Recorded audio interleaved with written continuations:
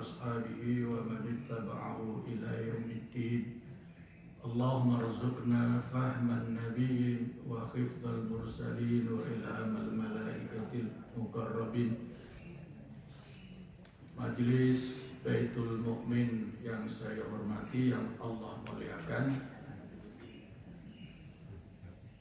selama 2 pekan ini, utamanya sejak masuk tanggal 1 Januari 2025,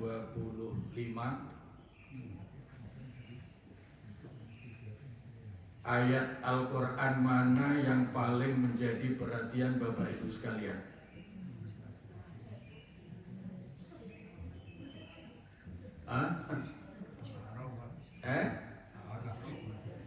Ya, ada Al-Kahfi, ada Al-A'raf, ya.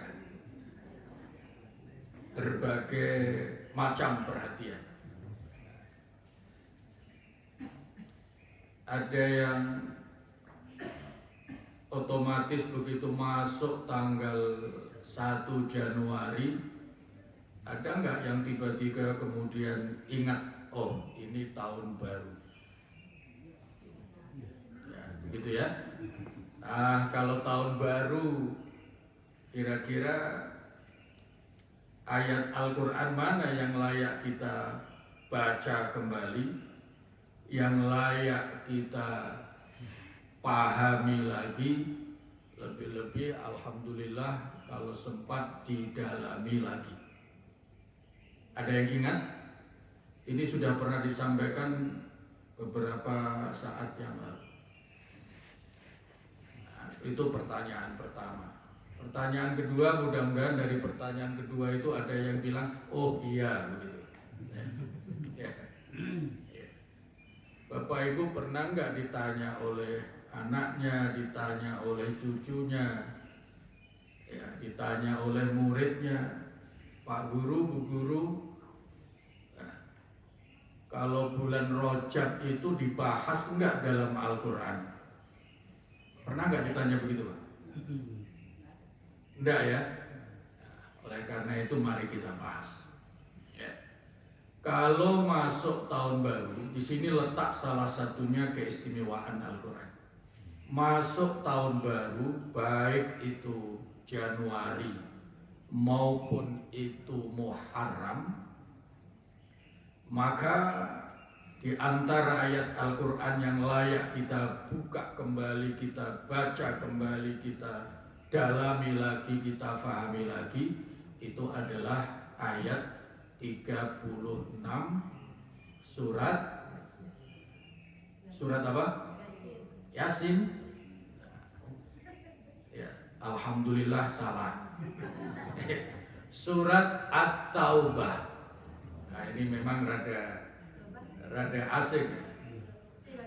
Pak Haji Rudi tadi juga sempat ingat apa ya begitu. Ya. Surat At-Taubah ayat 36. Hah? Ya, surat At-Taubah ayat 36. Boleh dibuka? Ya. Ini ayat berkaitan dengan banyak hal.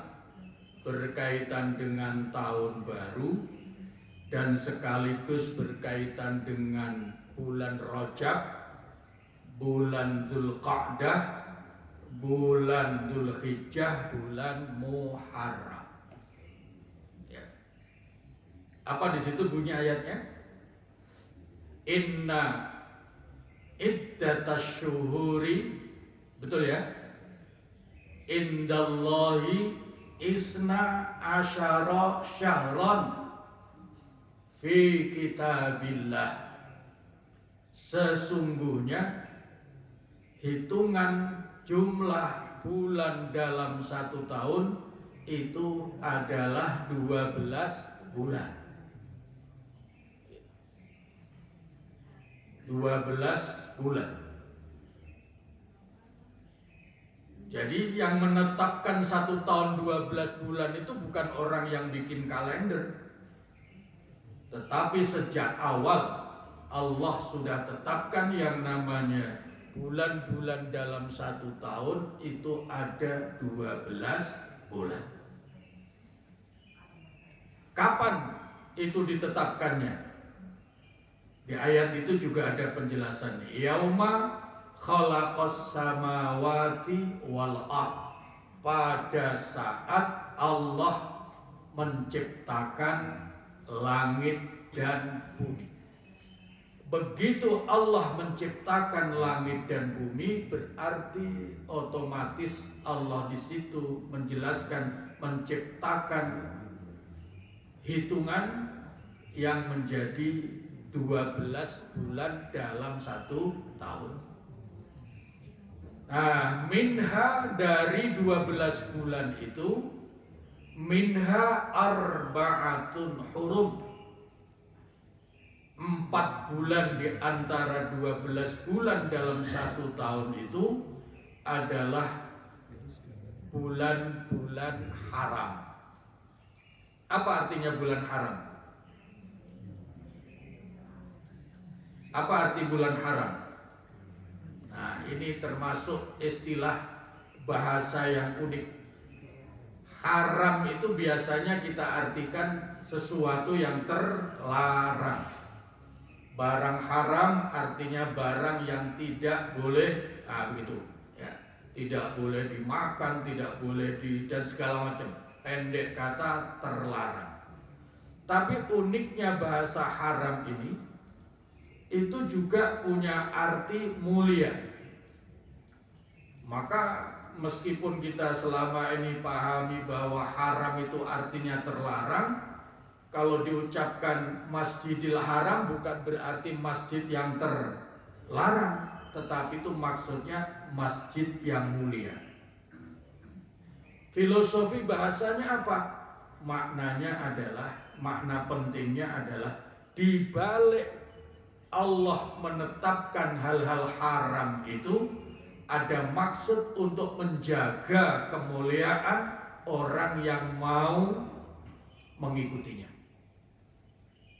Maka semakin orang itu menjaga diri dari hal-hal yang haram, maka pasti kemuliaannya terjaga. Itu maksudnya istilah haram di satu pihak artinya terlarang, tapi di pihak lain haram itu juga artinya mulia. Di balik larangan-larangan haram itu ada maksud Allah yang sangat baik, yaitu menjaga kemuliaan manusia.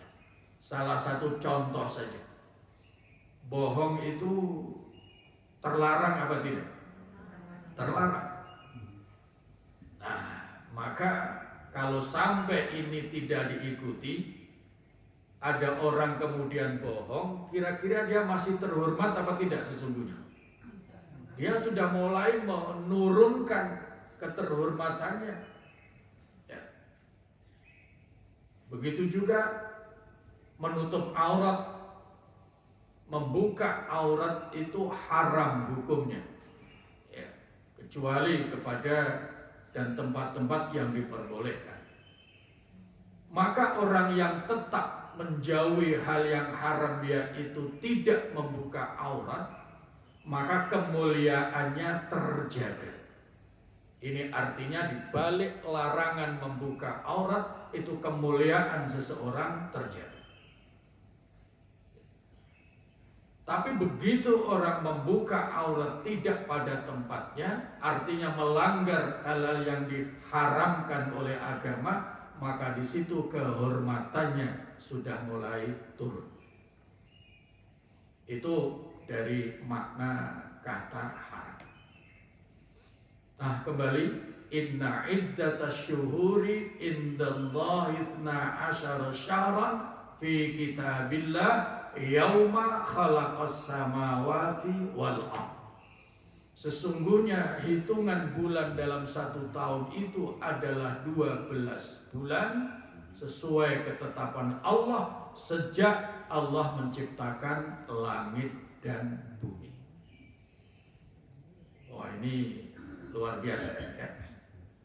Ini maksud 12 bulan itu bulan apa? Tahun apa kira-kira? Nah, ini pertanyaan berikutnya. Dalam rangka memperluas wawasan kita. Salah satu tanda orang itu luas wawasannya dalam pemahamannya terhadap agama, nah, maka tidak gampang merasa sempit ketika ada hal-hal yang berbeda dengan dirinya. Yang dimaksud ayat 36 surat At-Taubah, 1 tahun 12 bulan, itu tahun apa kira-kira? Tahun apa? Tahun Hijriah apa tahun Masehi? Nah, di sini yang saya maksudkan.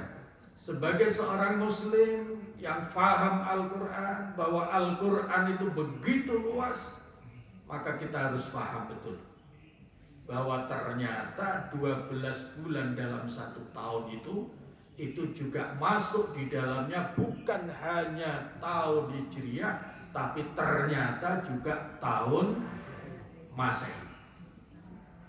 Tahun Hijriah perhitungannya melalui peredaran bulan. Bulan itu bahasa Arabnya qamar. Oleh karena itu kalender Hijriah sama dengan kalender Qamariyah.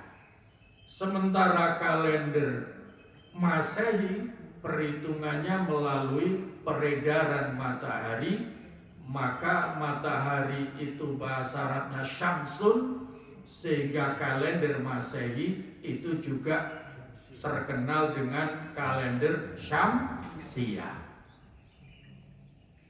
Jadi kalau begitu Januari, Februari perhitungannya ya, bukan soal nama. Perhitungannya milik siapa itu? Ya, ini jangan kemudian gara-gara ini namanya nama orang lain lalu kita tidak mengakui ilmu kita, padahal itu jelas-jelas disebutkan di dalam Al-Qur'an. Nah, untuk memastikan bahwa yang namanya kalender Masehi atau Syamsiyah maupun kalender Hijriah atau disebut Qamariyah, dua-duanya itu ditetapkan oleh Allah dan dijelaskan dalam Al-Quran, maka tolong dibuka surat Yunus ya, sebelum lanjut ayat 36. Lihat di surat Yunus. Ketemu surat Yunusnya? Lihat di ayat 5. Apa di situ bunyinya? Ayat 5. Ada yang jadi relawan mau baca artinya? Huwallazi ja'ala syamsa diya'an wal qamara nuran. Betul ya? Lanjutnya apa? Wa qaddarahu manazila lita'lamu adadas sinina wal hisab. Dialah Allah yang menjadikan matahari bersinar dan bulan bercahaya, dan Allah pula lah yang menetapkan manzilah-manzilahnya, perjalanannya. Nah, ini mungkin kalau bahasanya Pak Prof adalah edarnya ya. Peredaran matahari, peredaran bulan itu yang menetapkan Allah, manzilah-manzilah itu. Untuk apa matahari diperjalankan dan bulan diperjalankan sesuai dengan etapa perjalanannya itu? Allah jelas menyebutkan di ayat 5 surat Yunus itu, lita'lamu, agar kalian mengerti, adadas sinina, hitungan-hitungan tahun, wal hisab, dan perhitungan waktu. Jelas di situ? Nah, saya ingin menegaskan, kalau begitu 12 bulan dalam kalender Masehi atau kalender Syamsiyah itu ketetapan dan perhitungannya milik siapa? Milik kita, milik manusia, milik umat Islam. Allah yang tetapkan. Walladzi ja'ala syamsa diya'an wal qamara nuran wa ja'alahu wa qaddarahu manazila lita'lamu adadas sinina wal hisab. Makanya begitu masuk tanggal 1 Januari, ini layak menjadi media untuk muhasabah kita. Oh, tahunnya sudah berganti. Nah, jangan sampai kemudian ini kan bukan tahun kita, lalu diabaikan begitu saja tanpa ada sentuhan-sentuhan rohani spiritual. Padahal Al-Quran memberikan petunjuk seperti itu. Nah, ini sengaja saya mengajak jamaah sekalian untuk membuka soal ini agar wawasan kita semakin luas, pemahaman kita semakin dalam. Pertanyaan ketiga berkaitan dengan tahun baru dan tahun baru ini. Pertanyaan ketiga adalah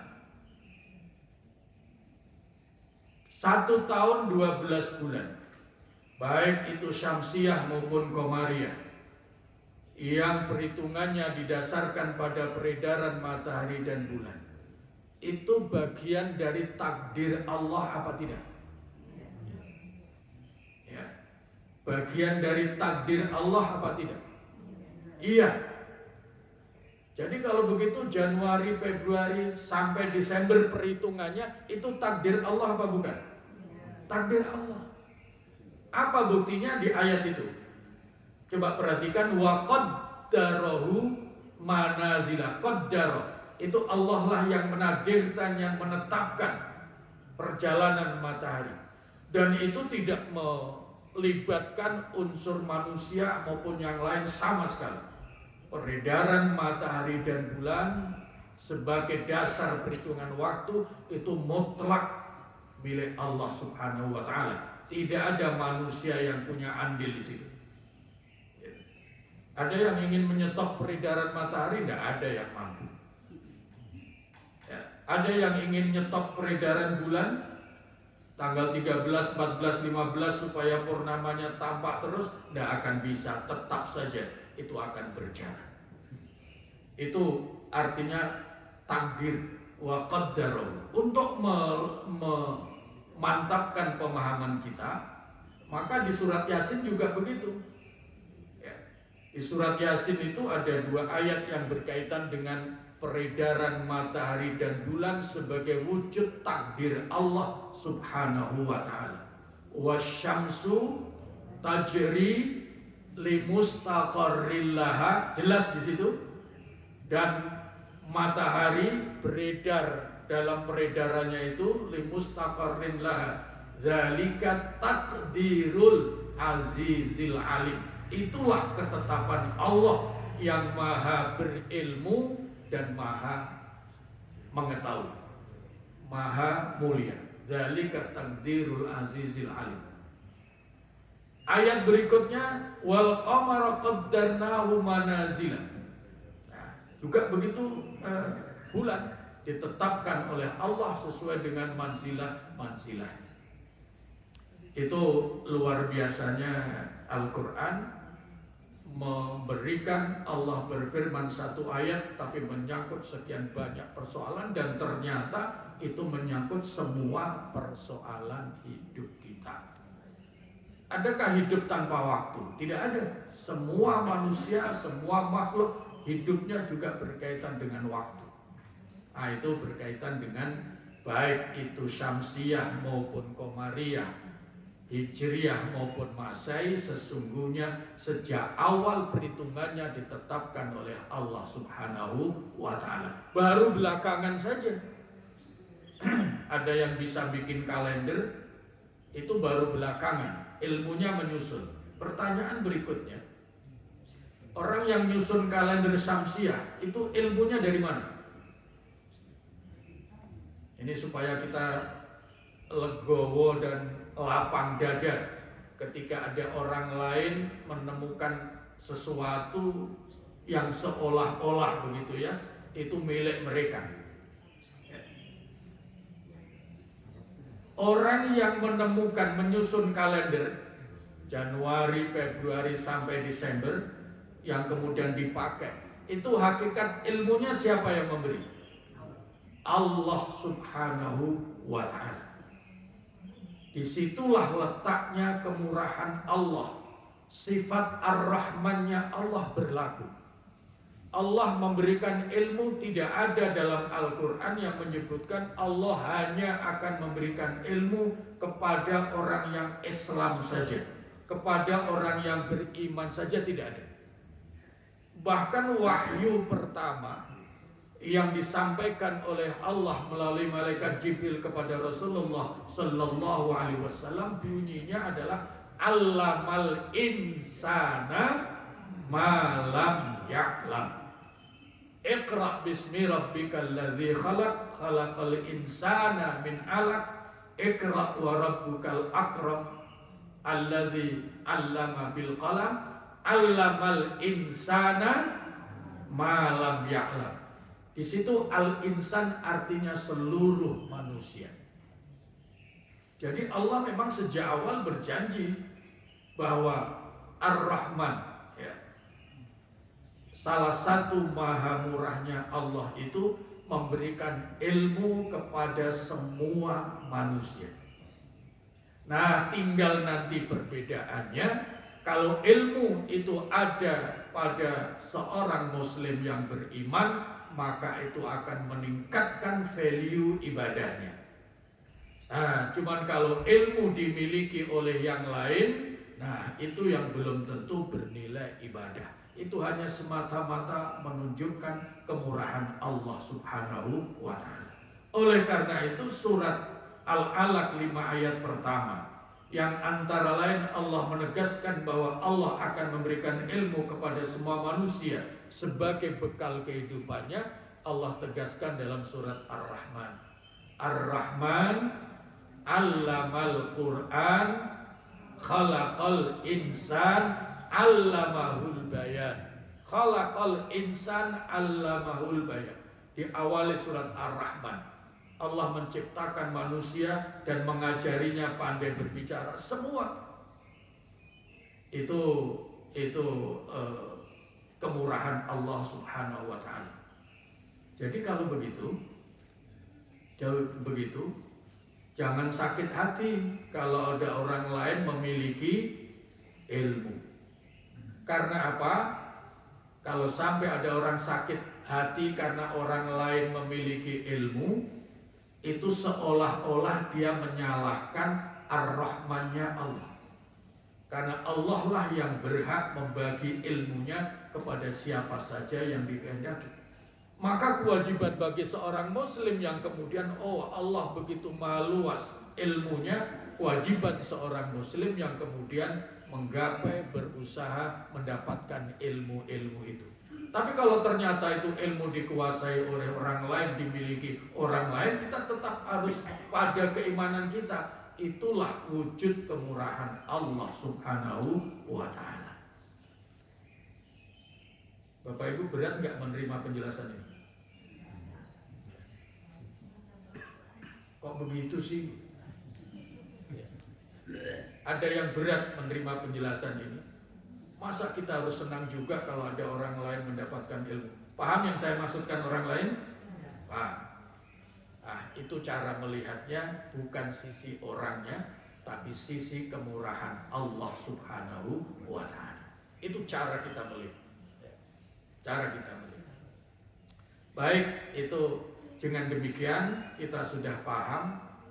Begitu masuk tahun baru, baik itu Hijriah maupun Syamsiah, ya, Komariah maupun Syamsiah, Hijriah maupun Masehi, maka ayat 36 surat At-Taubah itulah yang memberikan petunjuk dengan rangkaian tadi. Disambung ayat 5 surat Yunus, disambung ayat berapa dalam surat Yasin, wasyamsu tajri, dan seterusnya. Baik, itu poin yang pertama. Sekarang masuk ke bulan Rajab. Masuk ke bulan Rajab. Ini tanggal berapa ini bulan Rajab? 14. Pertanyaannya, ketika masuk bulan Rajab seperti ini, apa perintah utama Allah kepada kita? Apa? Bapak Ibu merasa diseru oleh Allah apa ketika masuk bulan Rajab? Apa kira-kira? Ya ibadah pasti, tidak bulan Rajab pun juga ibadah. Begitu ya. Ini supaya tertata ilmu kita. Beberapa pekan yang lalu, tahun lalu tepatnya, kita sudah mulai ngaji berkaitan dengan sholat. Maka begitu masuk bulan Rajab, hendaknya kita bangkitkan kesadaran kita, ini masuk bulan Rajab. Apa taklif seruan Allah khusus di bulan Rajab ini kepada kita? Taklif seruannya adalah berkaitan dengan ayat hafizu alas salawati was salatil wusta wa qumu lillahi qaniti. Peliharalah solat-solatmu, termasuk utamanya solat al-wusta. Wa qumu lillahi, laksanakan, pelihara solat itu dengan ikhlas karena Allah, qanitin juga dengan khusyuk. Maka masuk bulan Rajab sebagai salah satu bulan mulia atau bulan haram ini, maka seruan utama yang hendaknya kita tangkap dari Allah adalah seruan untuk meningkatkan kesempurnaan sholat. Apa alasannya? Karena bulan Rajab ini adalah bulan Isra Mi'raj Rasulullah Sallallahu Alaihi Wasallam, dan Isra Mi'raj itu kepentingan utamanya adalah Allah menurunkan wahyu sholat 5 waktu. Maka kalau bicara tentang menyempurnakan sholat, kemarin sempat saya tanya, setelah orang itu bersyahadat artinya masuk Islam, apa kewajiban utamanya? Jawabannya pasti begitu. Apa setelah syahadat? Sholat. Itu ada yang lewat. Ya, jawaban itu benar tapi ada yang lewat, loncat. Jawaban yang tepat dan tidak loncat adalah menyempurnakan kemuslimannya. Begitu orang bersyahadat, maka sudah ada kewajiban utama dia adalah menyempurnakan Islamnya.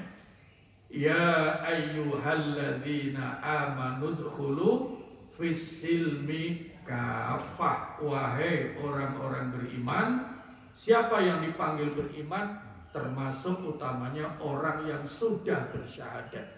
Asyhadu alla ilaha illallah wa asyhadu anna Muhammadar Rasulullah, maka dia kena seruan Allah untuk menyempurnakan kemuslimannya. Nah, di sini kesempurnaan yang harus disempurnakan apa saja? Nah, baru sebut di situ yang pertama adalah sholat. Jadi orang sholat, orang zakat, orang puasa, haji, taklim, sedekah, dan segala macamnya itu seluruhnya adalah dalam rangka menyempurnakan kemusliman sebagai seorang muslim, memenuhi seruan Allah, ya ayyuhalladzina amanu dkhulu fis-silmi kafah. Maka di bulan Rajab ini utamanya hendaknya kita punya perhatian lebih ya terhadap sholat kita. Nah, ini jangan sampai terkena dalam bahasa agama itu ghurur. Ghurur itu orang yang tertipu. Salah satu wujud orang yang tertipu itu karena sudah amalannya rutin, maka lengah melakukan evaluasi. Termasuk di dalamnya adalah sholat. Karena sudah rutin, sudah biasa. sudah lancar. Tandanya lancar apa? Makin lama, ya tandanya sholat itu sudah hafal, sudah lancar, makin lama makin cepat. Gitu ya. Padahal Masya Allah, ada pesan Allah, sholat itu segera mulai, tapi jangan segera mengakhiri. Ya, sholat itu pedomannya antara lain segera mulai ketika masuk waktu, tapi begitu sudah mulai sholat jangan ingin segera selesai. Kalau begitu mulai sholat ingin segera selesai, otomatis sholatnya akan rusuh, akan terburu-buru. Kalau sudah terburu-buru, nah itu tidak memenuhi seruan ayat. Sholat itu diserukan dengan sabar. Ya ayyuhalladzina amanus ta'inu bis sabri wassalah. Saya sering melontarkan pertanyaan, penting mana sabar dengan sholat? Pada umumnya dan jawaban itu benar, ya penting sholat. Tapi ada satu ayat dalam Al-Quran ternyata sabar diletakkan lebih dulu dibandingkan sholat. Ya ayyuhalladzina amanus ta'inu bis sabri wassalah. Wasta'inu bis sabri wassalah. Itu ada rahasianya. Rahasianya adalah tujuannya sholat, tapi ada pesan kesabaran. Apa maknanya? Kesabaran dalam sholat itu menentukan kualitas sholat yang kita jalankan. Kalau orang sholatnya dengan sabar, insya Allah akan baik sholatnya. Tapi kalau sholatnya karena sudah makin hari makin lancar, kemudian hitungannya waktu, bukan kekhusyuan, bukan ketartilan baca Al-Qur'annya, maka sudah hampir pasti sholatnya akan rusak. Padahal sholat itu sesungguhnya solusi terhadap berbagai problem kehidupan.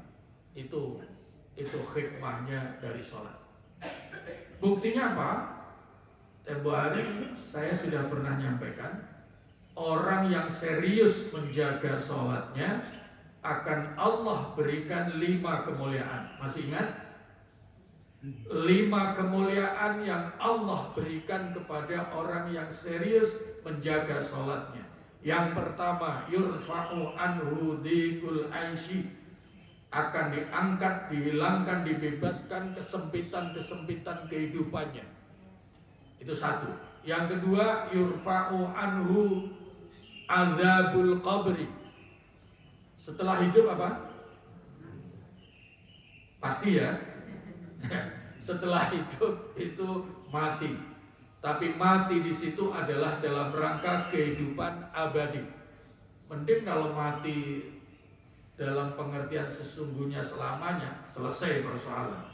Tapi kematian di situ justru awal kehidupan. Awal kehidupan akhirat. Maka sholat itu betul-betul menjadi solusi berbagai problem kehidupan. Bagaimana tidak? Ketika orang menjaga sholatnya dengan baik, maka kesempitan-kesempitan hidupnya akan dihilangkan oleh Allah Subhanahu wa ta'ala. Kalau sudah mati, yurfa'u anhu azabul qabri. Kalau sudah wafat akan dibebaskan dari azab kubur. Ini kan solusi. Karena problem pertama orang mati itu adalah dia akan kena azab kubur. Ya. Bapak Ibu sudah pernah mendalami azab kubur itu seperti apa? Masya Allah. Ya. Belum, karena kadang-kadang itu sengaja dilupakan supaya tidak melihat ngerinya azab kubur. Masya Allah, mengerikan sekali yang namanya azab kubur itu. Sampai-sampai Rasulullah Sallallahu Alaihi Wasallam pernah bersabda, kalaulah orang faham betul bagaimana hal ikhwal mati dan azab kubur, dia tidak akan bisa merasakan kenikmatan hidupnya. Sampai begitu tuh. Itu menunjukkan ngerinya azab kubur. Bapak Ibu pernah Pernah tangannya kejepit pintu? Nah ya, sakit? Nah, itu baru kejepit pintu dan baru satu jari. Apa hubungannya azab kubur? Salah satu azab kubur itu adalah himpitan tanah kubur itu. Digambarkan oleh Rasulullah SAW, salah satu azab kubur itu yang akan menimpa hampir semua manusia kecuali yang dilindungi oleh Allah. Itu himpitan tanah kubur itu sampai membuat tulang rusuk itu remuk dan menusuk ke kanan ke kiri. Gitu. Ya. Padahal yang namanya kejepit pintu saja itu begitu sakitnya. Termasuk kejepit pintu mobilnya sendiri itu juga sakit. Walaupun mobilnya itu mobil mahal, itu kejepit pintu juga sakit. Apalagi na'udzubillah yang namanya terjepit oleh kubur sebagai salah satu bentuk azab kubur. Itu sebabnya sampai Nabi mengajarkan berkaitan dengan sholat juga ada doa untuk menghilangkan azab kubur. Maka orang yang serius menjaga sholatnya akan dibebaskan oleh Allah dari azab kubur. Yang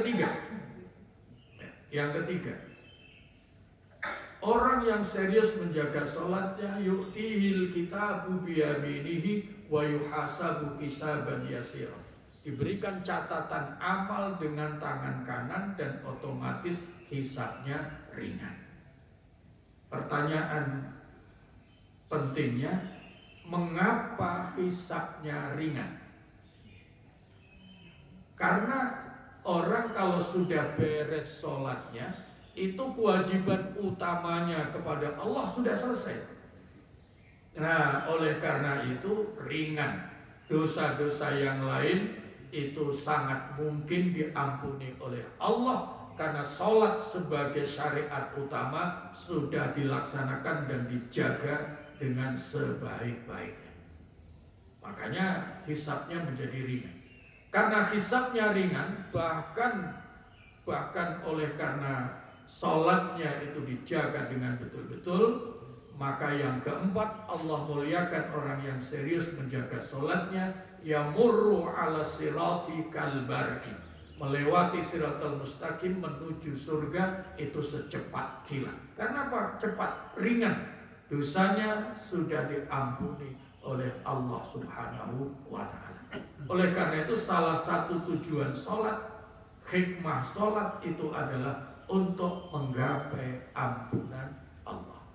Nah, oleh karena yamurru ala sirati kalbarki, maka yang kelima kemuliaan yang Allah berikan kepada orang yang serius menjaga sholatnya, yadkhulul jannah bighairi hisab, bisa masuk surga tanpa hisab. Bisa masuk surga tanpa hisab. Ada yang tidak mau? Nah, kalau ditawari masuk surga tanpa hisab, rasa-rasanya tidak usah ditanya. Pasti semua mau.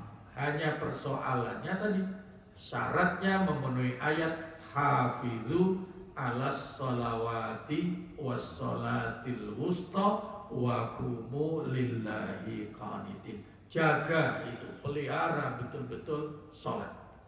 Dan ini istimewanya Majelis Baitul Mu'min rahimakumullah, satu-satunya dalam Al-Quran itu ada seruan menjaga itu terhadap sholat. Kalau zakat itu seruannya ya wa'atu zakat, tunaikan zakat, selesai. Kemudian puasa juga begitu, laksanakan puasa. Begitu juga haji, laksanakan haji. Tidak ada seruan tambahan peliharalah, tidak ada. Satu-satunya yang ada seruan peliharalah terhadap semua ibadah itu adalah sholat. Hafizu ala sholawati was sholatil wusta. Ayat 238 surat Al-Baqarah.